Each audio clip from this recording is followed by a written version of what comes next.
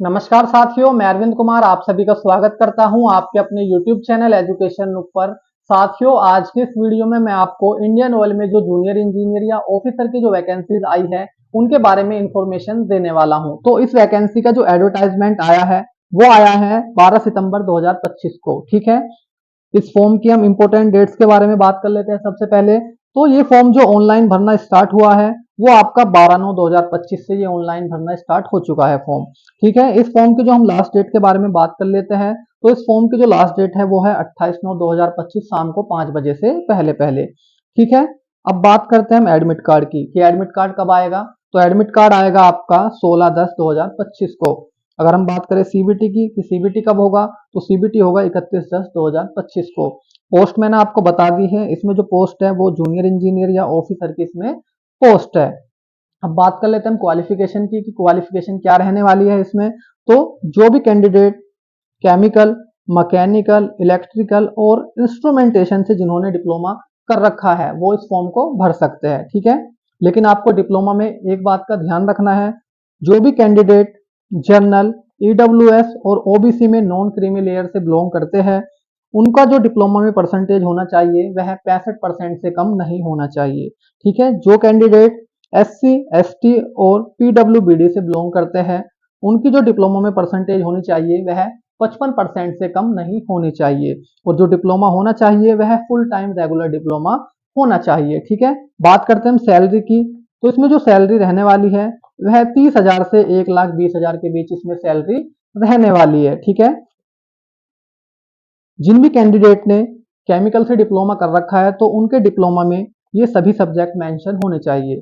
ठीक है भाई, जिस भी कैंडिडेट ने मैकेनिकल से डिप्लोमा कर रखा है तो उसके डिप्लोमा में ये सब्जेक्ट मेंशन होना चाहिए। जिस भी कैंडिडेट ने इलेक्ट्रिकल से डिप्लोमा कर रखा है तो उसके डिप्लोमा में ये सब्जेक्ट मेंशन होना चाहिए। जिस भी कैंडिडेट ने इंस्ट्रूमेंटेशन से डिप्लोमा कर रखा है तो उसके डिप्लोमा में ये सब्जेक्ट मेंशन होने चाहिए। ठीक है, अब आपके दिमाग में एक सवाल आ रहा होगा कि जिन बच्चों ने 2 साल का डिप्लोमा कर रखा है वो इस फॉर्म को भर सकते हैं या नहीं भर सकते हैं। तो वो भी इस फॉर्म को भर सकते हैं। जो भी लेटरल एंट्री वाले बच्चे हैं वो इस फॉर्म को भर सकते हैं, जिन्होंने मतलब 2 साल का डिप्लोमा कर रखा है। अगर हम 12वीं से डिप्लोमा में एडमिशन लेते हैं तो 2 साल का डिप्लोमा होता है, या आईटीआई के बाद हम डिप्लोमा में एडमिशन लेते हैं तो वो भी 2 साल का होता है, तो वो भी इस फॉर्म को भर सकते हैं। ठीक है, कौन इस फॉर्म को नहीं भर सकता है, तो जिन्होंने बैचलर ऑफ इंजीनियरिंग मतलब बी या बीटेक या एमबीए या सीए या सीएस या सीएमए या एमसीए या पीएचडी कर रखा है वो इस फॉर्म को नहीं भर सकते हैं, वो इस फॉर्म के लिए एलिजिबल नहीं है। ठीक है, ये आपको ध्यान रखना है। अब बात करते हैं हम एज लिमिट की। तो जो भी कैंडिडेट जनरल और ईडब्ल्यूएस कैटेगरी से बिलोंग करते हैं उनकी जो इसमें एज रहने वाली है मैक्सिमम वो रहने वाली है 26 साल। ठीक है, जो एज की काउंटिंग होगी वो होगी 1 जुलाई 2025 से। ठीक है, और जो कैंडिडेट ओबीसी में non creamy layer, SC, ST और एक्स सर्विस मैन है उसमें उनको इसमें छूट मिलने वाली है एज में। ठीक है, बता देता हूँ, यहाँ पर फॉर्मेट दे रखा है आपको। यहाँ पर इधर कैटेगरी दे रखा है, इधर दे रखा है बोर्न ऑन या आफ्टर डेट। ठीक है भाई, जो कैंडिडेट जनरल और ईडब्ल्यूएस से बिलोंग करते हैं और नॉन पीडब्ल्यूबीडी है उनकी जो एज रहने वाली है 1 जुलाई 1999 के बाद जन्म होना चाहिए या 1 जुलाई 1999 को जन्म होना चाहिए। ठीक है, जो पीडब्ल्यूबीडी वाले कैंडिडेट हैं जनरल या ईडब्ल्यूएस वाले उनकी जो डेट होनी चाहिए जन्म की वो 1 जुलाई 1989 से बाद होनी चाहिए या 1 जुलाई 1989 को होनी चाहिए। ठीक है, अब बात करते हैं हम ओबीसी की, जिसमें नॉन क्रीमी लेयर है। उनकी जो डेट होनी चाहिए वो 1 जुलाई 1996 होनी चाहिए जन्म की या उसके बाद होना चाहिए, जो है नॉन पीडब्ल्यूबीडी। ठीक है, अगर हम बात करें पीडब्ल्यूबीडी की ओबीसी में तो उनकी जो डेट होनी चाहिए वो 1 जुलाई 1986 को उनका जन्म होना चाहिए या उसके बाद उनका जन्म होना चाहिए। ठीक है, बात करते हैं हम एससी या एसटी वालों की, तो जो कि नॉन पीडब्ल्यूबीडी वाले हैं उनकी जो डेट होने वाली है वो होने वाली है 1 जुलाई 1994। ठीक है, 1 जुलाई 1994 को जन्म हो या उसके बाद जन्म हो। जो कैंडिडेट एससी एसटी से है और पीडब्ल्यूबीडी भी है उनकी जो डेट होने वाली है वो होने वाली है 1 जुलाई 1984 को उनका जन्म होना चाहिए या उसके बाद उनका जन्म होना चाहिए।